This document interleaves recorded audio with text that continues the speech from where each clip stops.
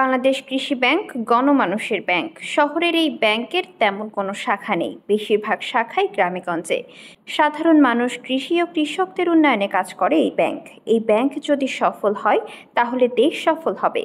এজন্য সকল শাখা ব্যবস্থাপক ও মাঠকর্মীদের আন্তরিকভাবে গ্রাহকদের সেবা দিতে হবে, তাহলেই ব্যাংক ও দেশ এগিয়ে যাবে। মঙ্গলবার সকালে বাগেরহাট চিংড়ি গবেষণা কেন্দ্র মিলনায়তনে বাংলাদেশ কৃষি ব্যাংকের শাখা ব্যবস্থাপক ও মাঠকর্মীদের নিয়ে অনুষ্ঠিত সম্মেলনে বক্তারা এসব কথা বলেন।